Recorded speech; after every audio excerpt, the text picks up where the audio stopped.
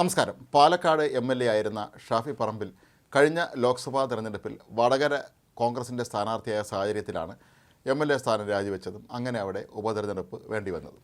ഈ സാഹചര്യത്തിലാണ് അന്ന് യൂത്ത് കോൺഗ്രസിൻ്റെ സംസ്ഥാന അധ്യക്ഷനായ രാഹുൽ മാങ്കൂട്ടത്തിൽ പാലക്കാട് നിയമസഭാ തെരഞ്ഞെടുപ്പിൽ സ്ഥാനാർത്ഥിയായി മത്സരിക്കുന്നതും വലിയ ഭൂരിപക്ഷത്തോടു കൂടി വിജയിക്കുന്നതൊക്കെ തന്നെ. എന്നാൽ ഇപ്പോൾ രാഹുൽ മാങ്കൂട്ടത്തിൽ ഈ പീഡന കേസുകളുമായി തന്നെ ബന്ധപ്പെട്ട് പാർട്ടിയിൽ നിന്ന് പുറത്തായിരിക്കുകയാണ്. ഈ ഒരു സന്ദർഭത്തിൽ അടുത്ത നിയമസഭാ തെരഞ്ഞെടുപ്പിൽ പാലക്കാട് ആരെയായിരിക്കും കോൺഗ്രസ് സ്ഥാനാർത്ഥിയാക്കുക എന്നുള്ള ചർച്ചകളും ഇപ്പോൾ പുരോഗമിക്കുകയാണ്. പാലക്കാട് എന്നുള്ള ഏതെങ്കിലും പ്രാദേശിക നേതാക്കളെയാണോ അവിടെ മത്സരിപ്പിക്കേണ്ടതെന്നുള്ള ചർച്ച ഒരു ഭാഗത്തുണ്ട്. അതിനു മുമ്പ് പാലക്കാട് DCC അധ്യക്ഷനായ തങ്കപ്പൻ സ്ഥാനാർത്ഥിയാകുമെന്നൊക്കെയുള്ള പ്രചാരണങ്ങൾ ഉണ്ടായിരുന്നുവെങ്കിലും പാർട്ടി ഒന്നും തന്നെ സ്ഥിരീകരിച്ചിട്ടില്ല. മാത്രവുമല്ല, പാലക്കാട് പോലെയുള്ള വളരെ പ്രധാനപ്പെട്ട, അതായത് BJPക്ക് വലിയ തോതിൽ മുൻകൈയുള്ള ഒരു മണ്ഡലത്തിൽ വളരെ പ്രമുഖനായ ഒരാളെ തന്നെ സ്ഥാനാർത്ഥിയാക്കുക എന്നുള്ളതാണ് ഇപ്പോൾ കോൺഗ്രസ് നേതൃത്വം ആലോചിച്ചുകൊണ്ടിരിക്കുന്ന കാര്യം. അതിനായി അവർ തിരഞ്ഞ പല പേരുകളിൽ ഏറ്റവും പ്രാമുഖ്യമുള്ളത് K. മുരളീധരൻ്റെ പേരാണ് എന്നാണ് ഇപ്പോൾ പുറത്തു വരുന്ന വിവരം. K. മുരളീധരനെ സംബന്ധിച്ചിടത്തോളം അദ്ദേഹം മികച്ചൊരു നേതാവാണ്. മാത്രമല്ല, പാർട്ടി എവിടെ പോയി മത്സരിക്കാൻ പറഞ്ഞാലും ഒരു എതിർപ്പും കൂടാതെ അവിടെ പോയി മത്സരിക്കുന്ന ഒരു വ്യക്തി കൂടിയാണ്. അദ്ദേഹം കോഴിക്കോട് നിന്ന് പലതവണ MP ആയിരുന്നു. പിന്നീട് മന്ത്രിയായിരുന്ന ഹ്രസ്വ കാലഘട്ടത്തിലാണ് വടക്കഞ്ചേരിയിൽ നിന്ന് മത്സരിച്ച അന്ന് ഉപതെരഞ്ഞെടുപ്പിൽ പരാജയപ്പെട്ടത്. പിന്നീട് കോൺഗ്രസ് വിട്ടുപോയെങ്കിലും പാർട്ടിയിൽ തിരികെ എത്തി പൂർവാധികം ശക്തനായി തന്നെയാണ് മുരളീധരൻ ഇപ്പോഴും കോൺഗ്രസ്സിൽ മുന്നോട്ട് പോയിക്കൊണ്ടിരിക്കുന്നത്. കോൺഗ്രസിൽ വീണ്ടും സജീവമായതിനു ശേഷം അദ്ദേഹം വട്ടിയൂർക്കാവ് മണ്ഡലത്തിൽ നിന്ന് വിജയിച്ച് MLA ആവുകയും ചെയ്തു. പിന്നീട് കഴിഞ്ഞതിൻ്റെ മുൻ പ്രാവശ്യമുള്ള ലോക്സഭാ തെരഞ്ഞെടുപ്പിൽ പാർട്ടി അദ്ദേഹത്തോട് വടകര പോയെന്ന് മത്സരിക്കാൻ പറഞ്ഞു.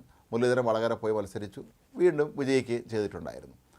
ഏതായാലും K. മുരളീധരനെ സംബന്ധിച്ചിടത്തോളം അദ്ദേഹം 2011-ലും 2016-ലും വട്ടിയൂർക്കാവ് മണ്ഡലത്തെ പ്രതിനിധീകരിച്ചിരുന്നു. 2016-ൽ വട്ടിയൂർക്കാവിൽ MLA ആയിരിക്കുന്ന സമയത്താണ് അദ്ദേഹം പാർലമെൻറ്റിലേക്ക് തിരഞ്ഞെടുക്കപ്പെടുന്നത്. അപ്പോൾ ഏതായാലും ഇപ്പോൾ ഈ ഒരു സാഹചര്യത്തിൽ മുരളീധരനെ സംബന്ധിച്ചിടത്തോളം പാലക്കാട് ശക്തമായ വേരുകൾ കോൺഗ്രസ് പാർട്ടിക്ക് ഇപ്പോഴുമുണ്ട്.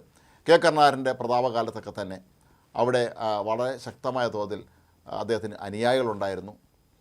ഇതൊക്കെ ഒരുപാട് അനുകൂല ഘടകങ്ങൾ തന്നെയാണ്. മാത്രമല്ല, മുരളീധരനെ ഇലക്ഷൻ എഞ്ചിനീയറിംഗ് എന്ന രീതി നന്നായിട്ട് അറിയുകയും ചെയ്യാം. മുരളീധരൻ ഒരിക്കലും പാർട്ടിയെ അങ്ങനെ തള്ളിപ്പറയുന്ന ഒരാളായിരുന്നില്ല. ഒരിക്കലും പാർട്ടി വിട്ടുപോയി എന്നുള്ളത് ഒഴിച്ചാൽ പിന്നീട് പാർട്ടി തിരിച്ചെത്തിയതിന് ശേഷം അദ്ദേഹം പാർട്ടി പറയുന്ന എല്ലാ കാര്യങ്ങളും അനുസരിക്കുന്നതാണ് പതിവ്. കഴിഞ്ഞ ലോക്സഭാ തെരഞ്ഞെടുപ്പിൽ അദ്ദേഹത്തിന് തൃശ്ശൂരിൽ അവിടെ സുരേഷ് ഗോപി സ്ഥാനാർത്ഥിയായ ഘട്ടത്തിലാണ് അതുപോലെ ശക്തനായ ഒരാളിനെ അവിടെ മത്സരിപ്പിക്കണമെന്നുള്ള പാർട്ടിയുടെ തീരുമാനത്തിൻ്റെ അടിസ്ഥാനത്തിൽ K. മുരളീധരനോട് സ്ഥാനാർത്ഥിയാക്കി അദ്ദേഹം അവിടെ പരാജയപ്പെടുകയും ചെയ്തു.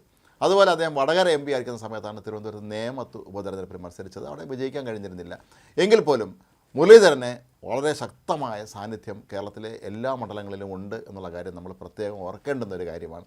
അദ്ദേഹം KPC അധ്യക്ഷനായിരുന്ന കാലത്ത് കേരളത്തിലെ കോൺഗ്രസ്സിൽ ഒരുപാട് മികച്ച പരിഷ്കാരങ്ങൾ കൊണ്ടുവന്ന, എന്തിനേറെ തിരുവനന്തപുരത്ത് ഒരു ചെറിയ കെട്ടിടം മാത്രമായിരുന്ന KPC ആസ്ഥാനമായ ഇന്ദിരാഭവനെ ഇന്ന് നമ്മൾ കാണുന്ന തരത്തിലുള്ള പടുകൂറ്റൻ കെട്ടിടമാക്കി ഉയർത്തിയതിൻ്റെയൊക്കെ പിന്നിൽ K. മുരളീധരൻ എന്ന സമർത്ഥനായ KPC അധ്യക്ഷൻ തന്നെയായിരുന്നു. മുരളീധരനെ സംബന്ധിച്ചിടത്തോളം പാലക്കാട് ഒരു മികച്ച മണ്ഡലമായി മാറും എന്ന് തന്നെയാണ് കോൺഗ്രസ് നേതാക്കൾ വിശ്വസിക്കുന്നത്. കാരണം അവിടെ BJP കഴിഞ്ഞ തിരഞ്ഞെടുപ്പുകളിലൊക്കെ തന്നെ 2ാം സ്ഥാനത്ത് വരുന്ന രീതിയാണുള്ളത്. ഒരുപക്ഷെ സ്ഥാനാർത്ഥി അല്പം ദുർബലനായാൽ അവിടെ BJP ജയിക്കാനുള്ള സാധ്യത വളരെ കൂടുതലാണ്. അപ്പോൾ ഈ ഒരു സാഹചര്യത്തിലാണ് മുരളീധരനെ പോലെയുള്ള ഒരാളിനെ പാലക്കാട്ടേക്ക് പരിഗണിക്കുന്നത്. ഏതായാലും മുരളീധരൻ ഇക്കാര്യത്തിൽ ഇനിയും പരസ്യ പ്രതികരണം നടത്തിയിട്ടില്ല. അദ്ദേഹം പറയുന്നത് മാധ്യമങ്ങൾ ഓരോ ദിവസവും ഓരോ മണ്ഡലത്തിൻ്റെ പേര് എൻ്റെ പേരുമായി ചേർത്ത് പറയുന്നുവെന്നാണ്. എങ്കിൽ പോലും പാലക്കാട് നിലവിൽ കോൺഗ്രസിന് മത്സരിക്കാൻ ഏറ്റവും അനുയോജ്യനായ ഒരു സ്ഥാനാർത്ഥി K. മുരളീധരൻ തന്നെയാണ്. ഒരുപക്ഷെ പാലക്കാട് എന്നുള്ള ആരെങ്കിലും തന്നെ അവിടെ സ്ഥാനാർത്ഥിയാക്കിയാൽ പോലും അവിടുത്തെ പ്രാദേശികമായ തർക്കങ്ങളും ഗ്രൂപ്പ് പോരുകളുമൊക്കെ അതിൽ വലിയ തോതിലുള്ള പ്രശ്നം സൃഷ്ടിക്കാൻ സാധ്യതയുള്ള ഒരു സാഹചര്യത്തിൽ K. മുരളീധരനെ പോലെയുള്ള വളരെ സമുന്നതനായ ഒരു നേതാവിനെ തന്നെ പാലക്കാട് സ്ഥാനാർത്ഥിയായി കൊണ്ടുവന്നാൽ തങ്ങൾക്ക് വീണ്ടും ആ വിജയം നിലനിർത്താം എന്നാണ് കോൺഗ്രസ് കരുതുന്നത്. അവിടെ കോൺഗ്രസ് പരാജയപ്പെട്ടാൽ അത് കോൺഗ്രസിന് വലിയൊരു തിരിച്ചടിയായി മാറും എന്നുള്ള കാര്യവും ഉറപ്പാണ്. നേരത്തെ രാഹുൽ മാങ്കൂട്ടം ഒരുപക്ഷെ സ്വതന്ത്ര സ്ഥാനാർത്ഥിയെ മത്സരിച്ചേക്കുമോ എന്നുള്ള ആശങ്കകളൊക്കെ തന്നെ പരന്നിരുന്ന ഒരു കാലഘട്ടം ഉണ്ടായിരുന്നു. പക്ഷേ നിലവിലെ സാഹചര്യത്തിൽ ഇനി അതിനൊന്നുമുള്ള അവസ്ഥയിലല്ല ഇപ്പോൾ രാഹുൽ മാങ്കൂട്ടത്തിൽ എന്ന് വേണം കരുതാൻ. കാരണം ഒന്നിനു പുറകെ മറ്റൊരു കേസുകളുമായി പിണറായി സർക്കാർ രാഹുൽ മാങ്കൂട്ടത്തിനെ വേട്ടയാടുന്ന ഈ വേളയിൽ പിന്നെ അദ്ദേഹത്തിൻ്റെ സ്ഥാനാർത്ഥിയായി അടുത്ത തെരഞ്ഞെടുപ്പിൽ, അതായത് മാസങ്ങൾ മാത്രം ബാക്കി നിൽക്കെ തിരഞ്ഞെടുപ്പിന് സജ്ജമാകാൻ കഴിയുമെന്ന് കരുതാനും കഴിയുകയില്ല. അപ്പോൾ ഈ ഒരു സന്ദർഭത്തിലാണ് K. മുരളീധരൻ എന്ന വളരെ സമർത്ഥനായ മുതിർന്ന കേരളത്തിൻ്റെ KPC പ്രസിഡന്റ്, മന്ത്രിയും MP MLA ഒക്കെ ആയിരുന്ന ഒരു വ്യക്തിയെ തന്നെ അവിടെ നിർത്തണം എന്ന ആവശ്യം വരുന്നത്.